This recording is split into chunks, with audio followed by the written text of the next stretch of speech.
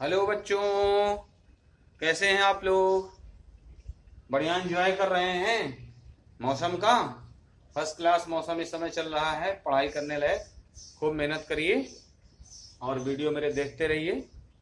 आज मैं आपके लिए लेके आया हूँ गॉस लॉ में कुछ points to remember related to Gauss law.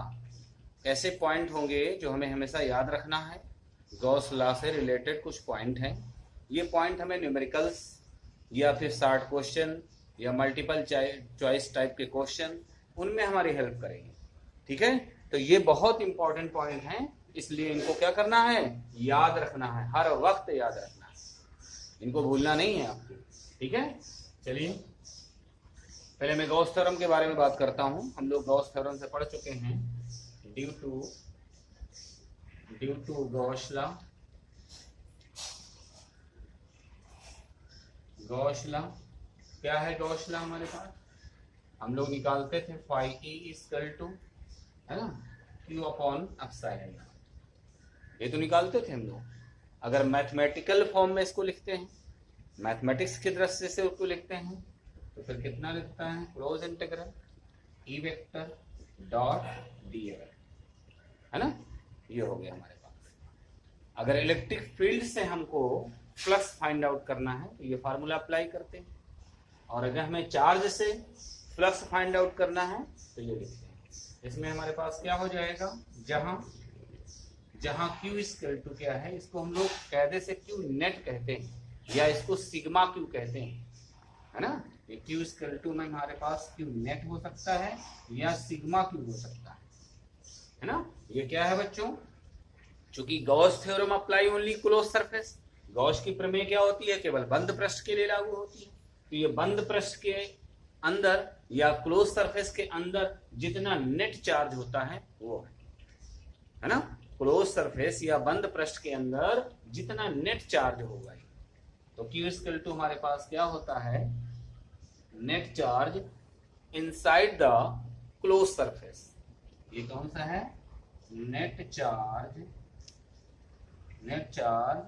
Inside the closed surface.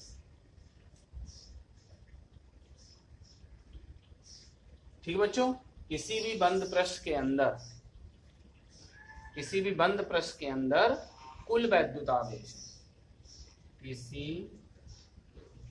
भी बंद पृष्ठ को हम लोग 3D सरफेस भी बोलते हैं ना, या फिर हम इसको गॉसियन सरफेस भी बोलते हैं। किसी भी बंद पृष्ठ के अंदर कुल आवेश ये लिए, और ये क्या है आपका फाई ई क्या है, बंद पृष्ठ से गुजरने वाला कुल वैद्युत फ्लक्स है। बंद पृष्ठ से गुजरने वाला वैद्युत फ्लक्स है। ये क्या होता है, इलेक्ट्रिक फील्ड है। और ये क्या है तुम्हारे पास, एक छोटे से टुकड़े का एरिया, मतलब पृष्ठ का एरिया है, एरिया ऑफ क्रॉस सेक्शन या एरिया ऑफ सरफेस कह सकते हैं। ठीक, तो ये सारी चीज हम लोग क्लियर कर दी है। मैंने सारा रिटर्न में आपको नोट्स में दे दिया है, बाकी आपको समझ में आ जाना चाहिए। ठीक है ना, ये फाई की समझ में आ गया ना, क्या है वैद्युत फ्लक्स। ये है गॉस थ्योरम। अब इस गॉस थ्योरम की कुछ कंडीशंस हैं हमारे पास, कुछ पॉइंट्स हैं। क्या पॉइंट्स हैं बच्चों, इसमें से पहला पॉइंट्स आपके पास बनता है कि यदि किसी क्लोज सरफेस के अंदर नेट चार्ज, मतलब Q नेट इक्वल टू क्या हो, 0। किसी भी गॉसियन सरफेस के अंदर या क्लोज सरफेस के अंदर या 3D सरफेस के अंदर नेट चार्ज 0 है तो फ्लक्स कितना पास होगा, तो इससे flux phi E equal to कितना पास होगा। अरे भैया नेट चार्ज 0, फार्मूला बनता है Q नेट अपॉन में एप्सिलॉन नॉट। जब Q नेट इस 0 आपके पास हो गया तो क्या हो गया, फ्लक्स भी कुछ नहीं गुजरेगा, अर्थात उससे कोई फ्लक्स पास नहीं होगा। क्यों, क्योंकि नेट चार्ज 0 है। गॉस थ्योरम कहता है ना कि बंद पृष्ठ के अंदर क्या है, कुछ आवेश होना चाहिए। अगर नेट चार्ज 0 है तो कोई फ्लक्स उससे नहीं गुजरेगा। अब बात आती है कि ये तो गॉसियन पृष्ठ के अंदर या क्लोज सरफेस के अंदर की बात की आपने, अब अगर कोई बाहर चार्जेस रखा है तो इसका क्या मतलब है? तो गॉस कहते हैं भैया हम तो केवल क्या करते हैं, घिरे हुए चार्ज को लेते हैं, जो क्या है क्लोज सरफेस के अंदर चार्ज है हम उसको लेते हैं, बाकी बाहर के चार्ज से हमारा कोई लेना देना नहीं है। ठीक, बाहर के चार्ज से हमारा कोई लेना देना नहीं है, बाहर जो चार्ज रखा उससे हमारा कोई मतलब नहीं है, तो उससे तो हमारा कोई लेना देना नहीं है। तो जब अंदर का नेट चार्ज 0 है तो ये भी हो गया। अच्छा, मैं आपको फीलिंग करा सकता हूँ, मैं आपको दिखा सकता हूँ कि बाहर के चार्ज की वजह से, अंदर चार्ज नहीं है लेकिन बाहर अगर कोई आवेश रखा है तो उसकी वजह से फ्लक्स 0 क्यों होता है। मैं इसको फील करा सकता हूँ, आपको पूरा प्रूफ करके दिखा सकता हूँ। देखिए, वैसे गॉस थ्योरम का कोई प्रूफ नहीं है, लेकिन फिर भी यह है कि इसको हम लोग फील कर सकते हैं, महसूस कर सकते हैं ना। तो कैसे महसूस किया जाए? कोई चार्ज हम लोगों ने प्लस चार्ज ये ले लिया, अब क्या करेंगे, इस गॉसियन सरफेस पर एक छोटा सा टुकड़ा यहाँ पे काट लिया, यहाँ एक छोटा सा टुकड़ा यहाँ पे काट लिया, ठीक है। इनके एरिया कितने हैं? पूरे का एरिया मान लेते हैं ए है, तो छोटे से टुकड़े का एरिया क्या होगा बताओ? एलिमेंट का जो एरिया होगा मेरे पास क्या होगा? डीए होगा। डीए मतलब छोटा सा अंश। इसको मैंने क्या कह दिया? पहला भाग कह दिया, और इसको मैंने दूसरा भाग। अब जानते हो कि प्लस चार्ज के कारण जो इलेक्ट्रिक फील्ड की डायरेक्शन होती है away from the point, away from the charge, क्या होती है? इस चार्ज से दूर। तो इस पॉइंट पर निकालोगे, इस पॉइंट पर अगर निकालोगे तो इलेक्ट्रिक फील्ड क्या होगी? इससे दूर होगी, ई वेक्टर। अब ये तुम्हारे पास क्या है? जो टुकड़ा तुमने काटा इसका सरफेस ऐसे है, ऐसे है इसका है ना, सरफेस ऐसे है, इस पर परपेंडिकुलर जो खींचा जाएगा बाहर की तरफ को ऐसे, और क्लोज सरफेस पर हमेशा परपेंडिकुलर या एरिया वेक्टर की डायरेक्शन क्या लेते हैं? बाहर की तरफ लेते हैं, है ना। तो यहाँ पर हमारे पास कितना हो जाएगा? D A vector. थीटा कितना हो गया बच्चों? 0। क्लियर? इस पॉइंट पर देखिए जरा, इस पॉजिटिव चार्ज के कारण इलेक्ट्रिक फील्ड इससे दूर होगी, ई वेक्टर। और ये तुम्हारे पास अब ये पृष्ठ ऐसे है, अब इस पृष्ठ पर हम लोग अभिलंब डालेंगे तल पर बाहर की तरफ को, तो ये तुम्हारे पास क्या हो गया? D A vector. एंगल कितना बन रहा है? थीटा इक्वल टू 180 बना। अब मैं यहाँ पर φ1 निकाल लूँ, यहाँ पर φ2 निकाल लूँ, तो यहाँ पर हो जाएगा φ1 equal to E D A cos 180, तो कितना आ जाएगा? माइनस का ई डी ए। इसी तरह से φ2 निकाल लेता हूँ इस पॉइंट पर, तो कितना हो जाएगा? ई D A cos 0 D A cos 0 is 1, ये आ गया। अब मैं नेट फाई निकालूं, देखिए अब मैं आपको फील करा रहा हूं कि बाहर अगर किसी बंद पृष्ठ के बाहर चार्ज रखा है तो उससे गुजरने वाला फ्लक्स 0 क्यों हो जाता है, ये पूरा फीलिंग है आपका, ठीक है ना। यहाँ पर कितना हो जाएगा? फाई नेट, टोटल नेट निकाल लो, तो नेट इक्वल टू कितना हो जाएगा? φ1 प्लस का φ2। अब बोलो φ1 बोलो बच्चों, φ1 है तुम्हारे पास कितना? φ1 है तुम्हारे पास माइनस का ई डी ए, और φ2 कितना है आपके पास? ई डी ए। ये दोनों कैंसिल होके क्या आ गया? क्लियर? कोई डाउट? इसका मतलब गॉसियन सरफेस के बाहर या क्लोज सरफेस के बाहर अगर कोई चार्जेस रखा है तो गॉस की प्रमेय उसको अलाउ नहीं करती है, अर्थात गॉस की प्रमेय उसमें अप्लाई नहीं होती है, उससे गुजरने वाला फ्लक्स क्या होगा? 0। ओके, ये हो गया बात। चलिए, पॉइंट क्लियर हो गया ना।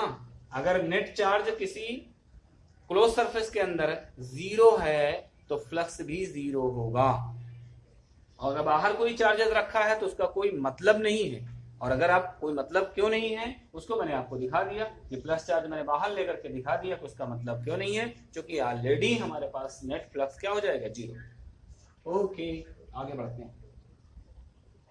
दूसरा पॉइंट बच्चों, दूसरे पॉइंट में क्या है? हम गॉस थ्योरम लिखते हैं, phi E equal to, formula क्या लगाते हैं हम लोग? क्यू नेट अपॉन में एप्सिलॉन नॉट, है ना। ये नेट पर कौन सा है?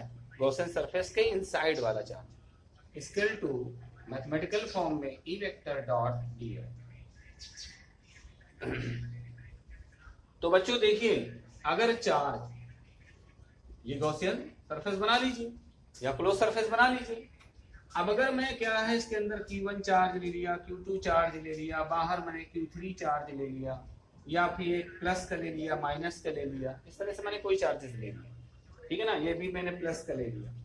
अब बच्चों अगर हम लोग क्या करते हैं, चार्ज की हेल्प से फ्लक्स निकालते हैं, चार्ज की हेल्प से फ्लक्स निकालते हैं, तो inside the surface net charge कितना हो जाएगा, अगर ये दोनों की मैग्नीट्यूड इक्वल है तो दोनों कैंसिल होकर 0 हो जाएगा, है ना। मैग्नीट्यूड अलग अलग है, मान लीजिए प्लस का 15 है, ये प्लस का माइनस का कितना है 20 है, तो फिर इसमें हमारे पास नेट चार्ज आएगा, तो प्लस 0 नहीं होगा। ठीक है, अगर हम लोग अगर हम चार्ज से निकालना चाहते हैं फ्लक्स, तो यहाँ पर हमारे पास क्या फार्मूला हो जाएगा, फाई ई स्क्वायर 2 में नेट की जगह में हो जाएगा Q1, है ना, Q1 माइनस का Q2 अपॉन एप्सिलॉन, ऐसे निकालो। लेकिन बच्चों अगर ये दोनों इक्वल होते, Q1 Q2 इक्वल होते, तो नेट चार्ज यहाँ क्या हो जाता, 0, तो फ्लक्स भी 0 हो जाता। तो नेट चार्ज तो 0 हो सकता है, इसकी पॉसिबिलिटी है, लेकिन क्या कह दो, एक क्वेश्चन यहाँ से पुटअप हो रहा है, सुनते जाना, बहुत बढ़िया चीज है। एक क्वेश्चन पुटअप होता है कि किसी बंद पृष्ठ के अंदर अगर नेट चार्ज 0 है, कुल आवेश 0 है, तो क्या सरफेस के प्रत्येक बिंदु पर या किसी बिंदु पर इलेक्ट्रिक फील्ड 0 हो सकती है। मेरे क्वेश्चन को सुनना और सोचना तुम्हें है, ठीक है, मैं फीलिंग करा दूंगा, बाकी सोचना तुम्हें है, और सही आंसर भी लिखना है, मैंने नोट्स में क्वेश्चन को डाला था। बात यह है कि अगर किसी क्लोज सरफेस के अंदर नेट चार्ज 0 है, तो क्या उसके सरफेस पर इलेक्ट्रिक फील्ड 0 होगी या अवश्य रूप से 0 होगी। 0 हो भी सकती है और नहीं भी हो सकती है, तो क्या ऐसा है कि निश्चित रूप से 0 होगी। अगर नेट चार्ज 0 हो गया तो इलेक्ट्रिक फील्ड क्या निश्चित रूप से 0 होगी, ये क्वेश्चन पूछा है। और कह रहा है क्या इसका अपोजिट भी पॉसिबल है, क्या इसका उल्टा भी पॉसिबल है। उल्टा क्या हो सकता है कि अगर इलेक्ट्रिक फील्ड 0 हो जाए तो क्या नेट चार्ज भी 0 होगा।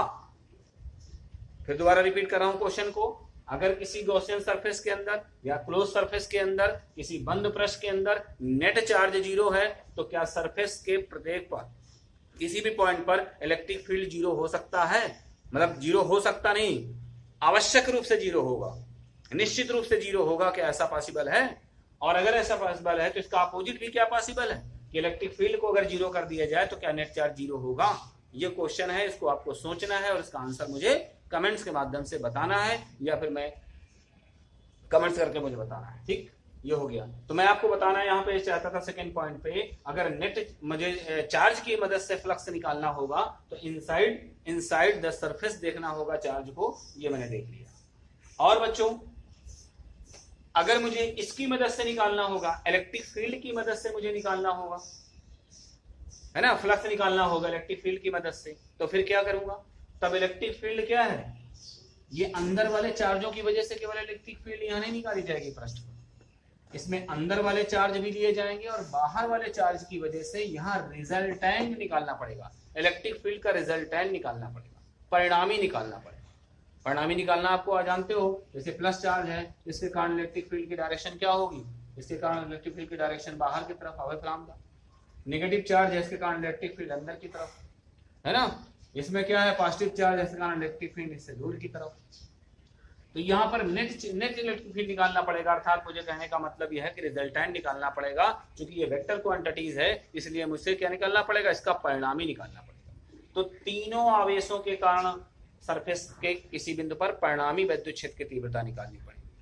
ओके, तो इलेक्ट्रिक फील्ड की मदद से अगर निकालेंगे तो ये ना समझ लेना कि केवल अंदर वाले आवेशों के कारण इलेक्ट्रिक फील्ड निकाली जाएगी, बाहर का आवेश भी वहां पर शामिल होगा, तब इलेक्ट्रिक फील्ड निकालेंगे। ये पॉइंट बहुत ही इंपॉर्टेंट है, कंपटीशन की क्लासेस में इसी तरह के क्वेश्चन घुमा करके पूछे जाते हैं आपसे, ठीक है ना। आप इलेक्ट्रिक फील्ड के बारे में कह दिया गया, अब इलेक्ट्रिक फील्ड आपने क्या किया, अंदर वाले चार्जों की मदद से निकाल लिया और कर दिया, बाहर वाले चार्ज की आपने वही नहीं लिया, तो गलत हो जाएगा क्वेश्चन। इसलिए हमको सारे चार्जों के कारण नेट इलेक्ट्रिक फील्ड निकालनी पड़ेगी, अंदर हो चार्ज या बाहर हो चार्ज। लेकिन जिस समय हम लोग चार्ज की मदद से फ्लक्स निकालेंगे उस समय हमारे बाहर वाले चार्ज से कोई लेना देना नहीं है, केवल क्लोज सरफेस के अंदर जितना चार्जेस होगा उससे मतलब होगा। लेकिन इलेक्ट्रिक फील्ड निकालते समय अंदर वाले चार्ज और बाहर वाले चार्ज का परिणामी यहाँ पे निकालना पड़ेगा। बस कई बार रिपीट कर चुका हूं, पूरी बात क्लियर हो, ठीक है। ओके, अब हम लोग अगले पॉइंट पे चलते हैं। तो एक क्वेश्चन और मैं पुट अप कर देता हूं यही बात पे। अगर मैंने क्या किया, कोई क्लोज सरफेस ले लिया, कोई बंद पृष्ठ ले लिया, अगर मैं इसके अंदर कोई डाइपोल रख देता हूं, क्या रख देता हूं बच्चों, कोई डाइपोल रख देता हूं, बताइए आप लोग, अगर कोई डाइपोल रख देता हूं तो इससे फ्लक्स कितना गुजरेगा। क्वेश्चन में किसी गॉसियन सरफेस के अंदर, किसी क्लोज सरफेस के अंदर अगर मैं कोई डाइपोल पुट कर देता हूँ, ठीक है ना, तो बताइए इसमें बच्चों, फटाफट बताइए आप लोग, पॉज करके वो तुरंत बताइए इसका आंसर कितना होगा, फाई की वैल्यू कितनी होगी, बोलिए। जो बच्चे दिमाग लगाते हैं और थ्योरी को सही से पढ़ते हैं, मैं यहाँ चार्ज के बारे में बात कर रहा हूँ, इलेक्ट्रिक फील्ड के बारे में कोई चर्चा नहीं कर रहा हूँ, क्योंकि मेरे पास गॉस थ्योरम लगाना है। Phi equal to Q net लगा लो ना, या सिग्मा क्यू लगा लो ना, अपान में कितना हो जाएगा आप साइलेंट ना। अब क्यू नेट में क्या है आपके पास, से प्लस का है माइनस का है, तो क्या हो गया भैया, क्यू माइनस क्यू अपान में कितना हो गया आप साइलेंट नॉट, क्या आ गया 0 अपान आप साइलेंट नॉट बराबर 0। अरे भाई जब नेट चार्ज हमारे पास क्या है 0 है, तो फ्लक्स कहाँ से गुजरेगा, फ्लक्स कितना हो जाएगा, 0 होना है। तो अगर किसी गॉसियन सरफेस के अंदर कोई डाइपोल रख दिया जाता है तो आपस से गुजरने वाला विद्युत फ्लक्स कितना होगा, 0। ये क्वेश्चन क्लियर हो गया, बात क्लियर, ओके।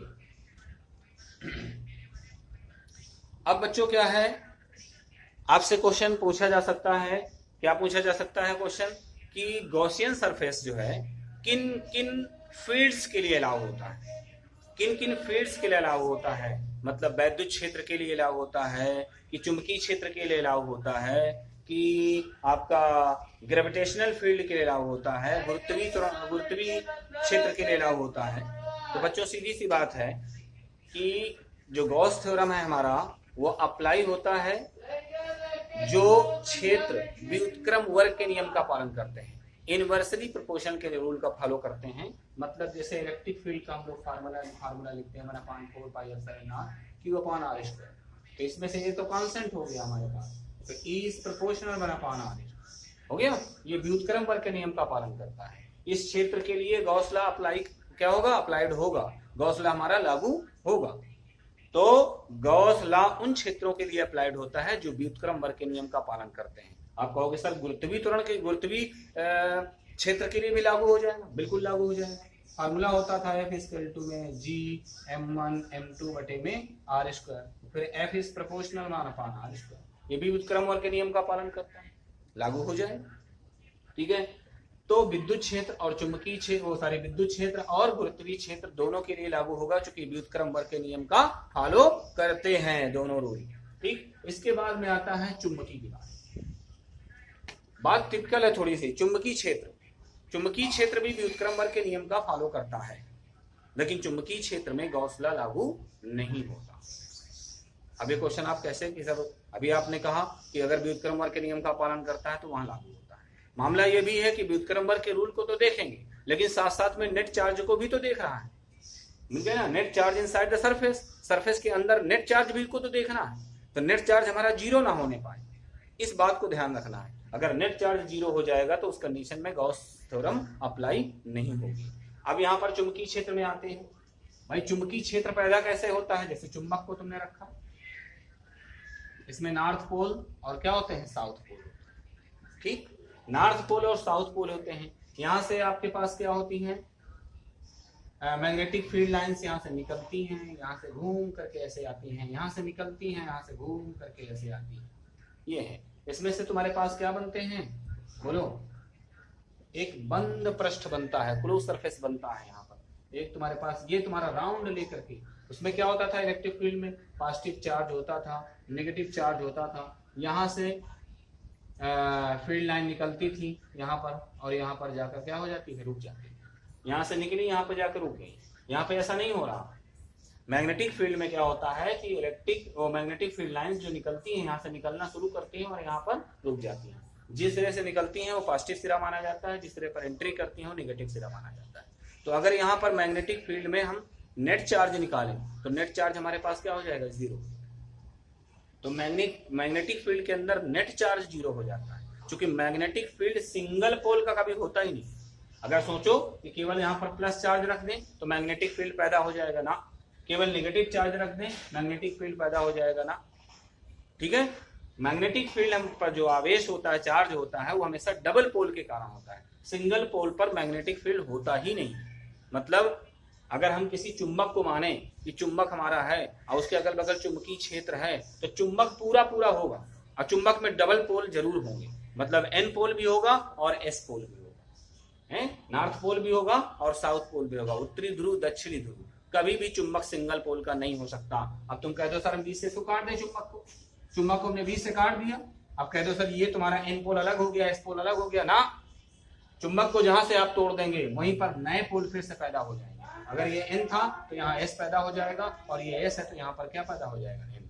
यहां तक कि इसको इलेक्ट्रॉन प्रोटॉन के रूप में छोटे छोटे टुकड़े भी कर डालोगे तो डबल पोल ही पैदा होगा, कभी सिंगल पोल का आपके पास मैग्नेट नहीं होता है। तो मैग्नेट आपका सिंगल पोल का नहीं हो सकता, जहां से तोड़ दोगे वहीं डबल पोल हो जाएगा। अब मैग्नेट के अंदर आप लोग चार्ज अगर निकालोगे तो नेट चार्ज कितना निकलेगा, 0, क्योंकि प्लस और माइनस होता है, और क्रॉस सरफेस के अंदर प्लस और माइनस क्या हो जाएगा, 0 हो जाएगा। इस तरह से मैग्नेटिक फील्ड के अंदर गॉस थ्योरम अप्लाइड नहीं होगी। ओके, चलिए इस तरह के हमारे पास सारे क्वेश्चन क्लियर हो गए आपके। ये पॉइंट्स टू रिमेंबर हैं, ये पॉइंट हमारे कुछ याद रखने चाहिए हमको, ताकि न्यूमेरिकल करने में, शार्ट क्वेश्चन करने में ये पॉइंट्स हमारी मदद करें। आज हम यहीं तक बात करेंगे। आप लोग इसी तरह से मेहनत करके पढ़ाई करते रहिए और कमेंट्स करके मेरे हौसले को बढ़ाते रहिए। Best of luck.